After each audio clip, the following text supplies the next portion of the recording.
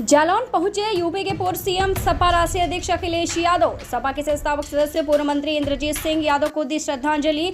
अखिलेश यादव ने बीजेपी की केंद्र और यूपी सरकार पर साधा निशाना।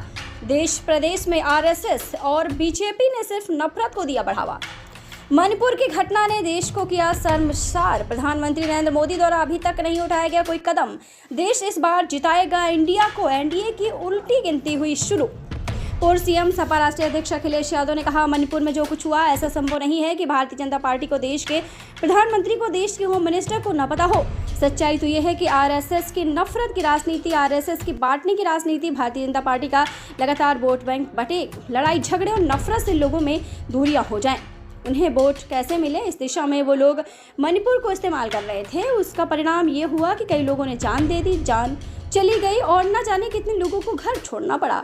जिस तरीके की तस्वीरें महिला को जिस तरह से घुमाया गया, एक नहीं दो महिलाएं थी। उसके बाद मुख्यमंत्री का ये कहना कि घटना कोई अकेली घटना नहीं, इसी और घटनाएं बहुत सारी हो गई हैं, इससे ज़्यादा शर्मनाक कोई घटना हुई जी। मणिपुर में जो घटना हुई है, कल प्रधानमंत्री ने कहा बहुत दुखद घटना है, इस पर हम कार्रवाई करेंगे, लेकिन 77 दिन तक उनके शब्द नहीं निकले। तो इस पर आप क्या कहेंगे? देखिए, मणिपुर में जो कुछ हो रहा है या जो कुछ हुआ है, ऐसा संभव नहीं है कि भारतीय जनता पार्टी को, देश के प्रधानमंत्री को, देश के होम मिनिस्टर को न पता हो। सच्चाई तो ये है कि आरएसएस की नफरत की राजनीति, आरएसएस की बांटने की राजनीति और भारतीय जनता पार्टी का लगातार वोट कैसे बढ़े, लड़ाई और झगड़े और नफरत से लोगों में दूरियां हो जाएं, उन्हें वोट कैसे मिले, इस दिशा में लगातार वो प्रयोगशाला की तरह मणिपुर को इस्तेमाल कर रहे थे।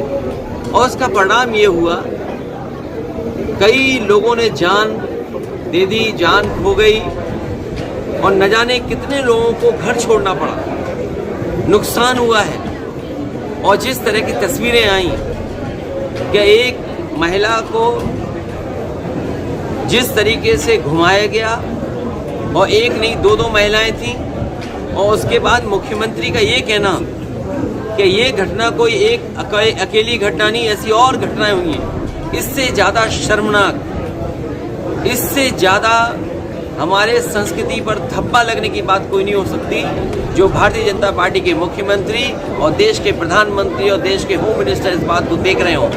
जो मणिपुर में हुआ है, ये इतने दिनों के बाद तस्वीर आई।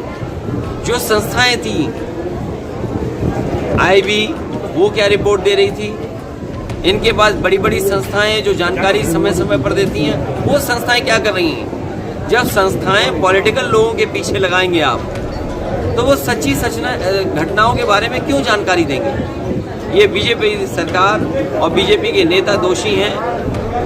वहाँ पर जिन लोगों ने इस तरह की घटना की है, कार्रवाई हो।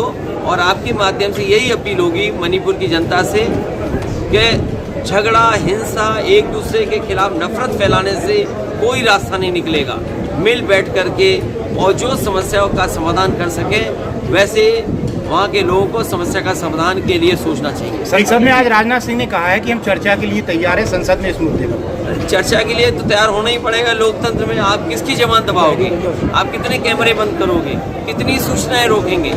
और फिर ये चर्चा या कार्रवाई पहले होनी चाहिए थी। आखिरकार सरकार ये सब घटनाएं क्यों छिपा रही थी?